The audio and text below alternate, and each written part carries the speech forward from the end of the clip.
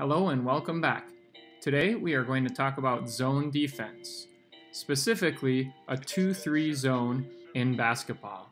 But if you're not a basketball player, don't worry. Many other sports such as football or soccer or hockey also use zone defenses, and the same concepts apply. Let's talk about the philosophy behind a zone defense. When playing this defense, you will cover a space on the court. That is your zone. You will guard the person who is in your zone. Now I put guard in quotation marks because you might not actually be right next to them, but you're aware of where they are and keeping an eye on them in case they get the ball or become a threat. If there's no threat in your zone, then you're going to move to a better space where you can provide more help to your teammates. But you're not going to completely abandon your position in case a threat enters that zone later. That was a very general idea of a zone defense that could be applied to many sports. Let's talk more specifically about a 2-3 zone in basketball. The goal of a 2-3 zone is to protect the inside. The inside is the space under the basket. We could also say we're protecting the lane, or the paint, which is the part in this image that is painted orange. We could also say we're protecting the low post, which is an area we will learn about in just a minute. By protecting the inside, we are forcing long shots from the outside.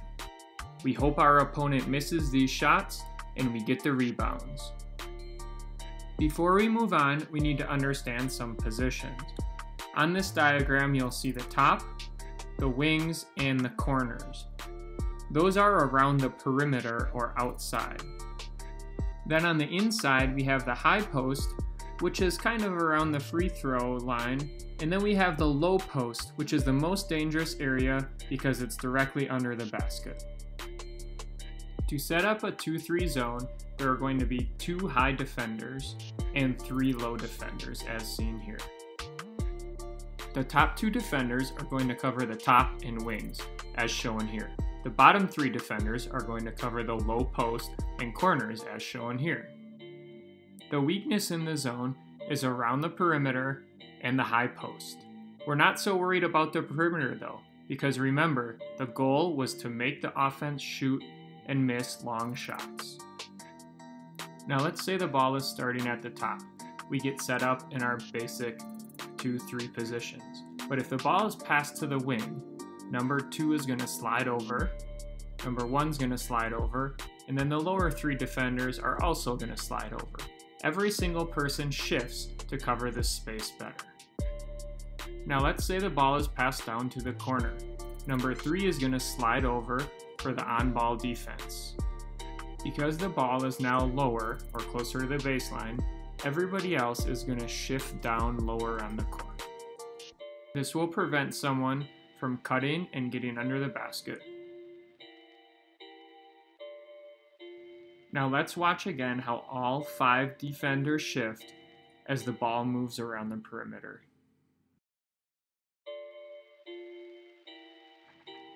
Against the 2-3 zone, an offense will typically have 3 guards around the perimeter and 2 post players.